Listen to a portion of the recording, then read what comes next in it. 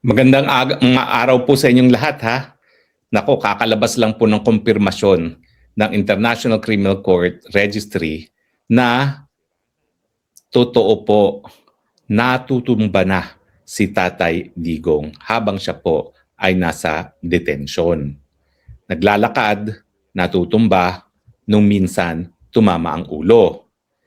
Actually, ako po yung sa tingin ko kauna-unahang nakalaman na natumba si Tatay Digong, tumama ulo, dinala sa ospital, pero hindi binigyan ng abiso ang pamilya. Ang hindi ko maintindihan, bakit hindi naman nawawalan ng bisita si Tatay Digong na kanyang mga pamilya, and yet, nangyayari itong mga pagtutumba, tumatama ulo, hindi pinagbibigay alam kay Tatay sa pamilya, no? Now, ang nagsabi po sa akin dyan na isang nagtatrabaho sa loob, no?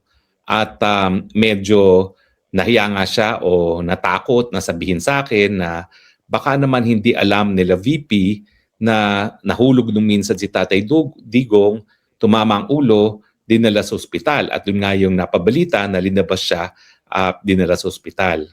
Pero hindi nga nila isinasa publiko na ang dahilan ay tumatama ang ulo sa sahig.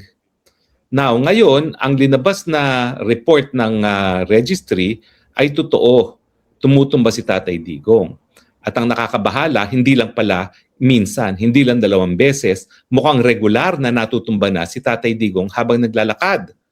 Kaya ngayon, nagkaroon ng order na imomonitor ng mas masinsinan itong si Tatay Digong dahil nga, miski siya naglalakad lang, tumutumba na at tumataba ang ulo.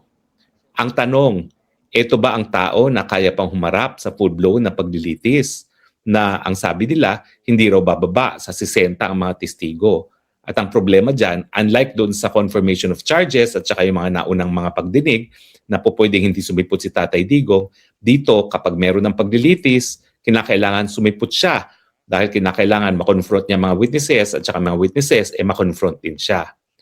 Yan ba ang tao na kaya pang harapin na hindi na makalakad ng tama at tumutumba? Sa tingin ko, panahon na rin para ang pamilya pag-isipan. Ano ba talaga pananagutan ng ICC na paulit-ulit na palang natutumba si Tatay Digong, hindi pinagbibigay alam kita sa pamilya? Ano ba ang mga naging epekto initong paulit-ulit na pagtutumba, tumatama ulo sa kanyang pag-iisip? Meron na bang pananagutan ng ICC dahil nga alam naman nila na bilang 82 anyos na tao, kinakailangan mas masinsinan ng pagbabantay dyan dahil pa sa kanyang ordinaryong paglalakad, natutumba na siya. Sa tingin ko po walang immunity ang ICC. Wala pong immunity yan, hindi yan estado. So kung talaga mapapakita natin ang pabayang ICC at patuloy nilang kinukulong ang Tatay Digong na hindi na kaya talaga humarap sa ganitong mga paglilitis at may mangyari sa kanya, at sana naman wag na nating antayin ang pangyayari sa kanya, talaga magkakaroon ng pananagutan ng ICC. Ang question, sino ba mananagot dyan? Ang mga West ba? Ang mga registry ba? Ang mga bansa ba na merong mga membro ng ICC? Well, wag natin kakalimutan, bagamat hindi pa natin sigurado kung ano mangyayari sa ganyang litigation, sana nga hindi na umabot na tayo magdidemanda dahil meron ng abirya na nanggaling kay Tatay Digong. Ngayon pa lang, sana masusi ng pag-aralan ng bagong trial chamber kung kaya pa ni Tatay Digong na humarap sa mga paglilitis na ito. Ako naman, hindi ako dalubhasa, pero kung naglalakad ka lang, paulit-ulit ka nang natutumba, ibig sabihin, wala ka na talagang kakayahan para harapin ang ganyang paglilitis.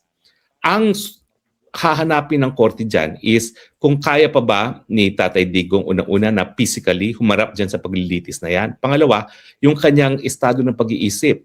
Kung kaya pa ba niyang magbigay na instruction sa kanyang mga abogado kung ano magiging depensa niya. Ang problema, bago pa man madala si Tatay Digong sa Pilipinas pa lang, ako'y palaging tinatawagan at paulit-ulit ang kanyang sinasabi. No? So yan po ay palatandaan na meron ng Alzheimer's. Ako naman po, talagang bihasa ako dyan sa Alzheimer's dahil halos lahat ng matatanda ako po nag-alaga sa Pilipinas. Dahil ako lang po natira sa Pilipinas, ako nag-alaga sa lolo, sa lola, sa nanay, sa tatay, sa isang 2 tiyo, 2 tiya. At alam niyo ba nasa pamilya namin yung Alzheimer's. Kaya lahat sila, bago pa ba may Alzheimer's.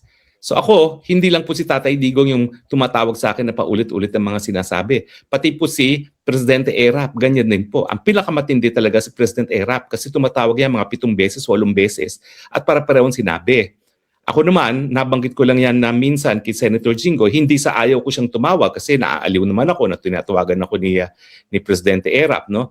Pero nung nasabi ko po kay Senator Jinggoy, naku, tinanggalan ng telepono si President Erap. Kaya natigil yung mga phone call namin ni Presidente Erap na hindi ko naman talaga kinukonsidera na abala, na aaliw nga ako dahil kahit papano nakakatulong ako doon sa kaibigan nating si Presidente Erap. Hindi naman po ganoon katindi yung karanasan ko kay Tatay Digong. Kaya lang, talagang paulit-ulit po si Tatay Digong. So ang tanong, kaya pa ba niyang maalala kung ano yung mga pangyayari dyan sa drug war? Kaya pa ba niyang gumawa ng depensa? Kaya pa ba niyang sabihin sa mga abogado niya kung ano yung magiging depensa niya? O hindi na niya maalala? Ang problema po kasi sa Alzheimer's, sa ilang naalagaan ko, lolo, lola, tatay, nanay, 2 tiya, 2 tiyo, sa 7 kaso na inalagaan ko, over a period of collectively sabihin na natin 15 years, wala po kasing recent memory ang mga Alzheimer's victim. Ang kanilang memory ay yung mga kabataan pa nila, matagal nang nakalipas. Kaya po, hindi ako magtataka kung ganyan din ang mangyayari kay Tatay Digong na hindi na niya maalala yung mga pangyayari nung siya ay naging presidente at yung huling termino niya bilang isang mayor na kung saan siya ay nasasakdal ngayon sa mga kaso dyan sa ICC.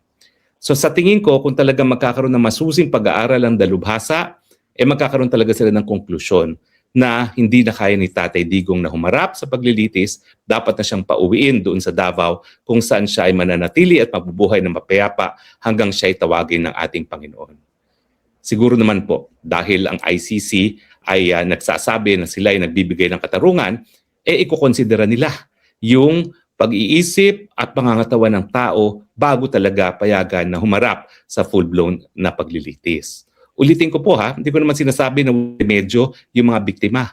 Kung sa tingin nila ay talagang kinakailangan nila ng hukuman, dyan po sila sa Pilipinas magdemanda. Ang pagkakaiba po niya, pag dinimanda nila si Tatay Digong sa Pilipinas, at least dyan lang sa Davao RTC siya po pwedeng madimanda. Diba? O ililipat nila ng hukuman ng Supreme Court ang venue dyan sa Davao City nang siya ay nandun mismo sa bahay niya at hindi nakakulong sa isang malayong lugar sa isang dayuhang bayan. Hindi naman po siguro masama yun. No? Dahil ang sinasabi naman natin, ang mga lokal na hukuman ay bukas at kayang magbigay ng katarungan gaya ng binigay na katarungan dun sa pamilya ni Kian de Los Angeles.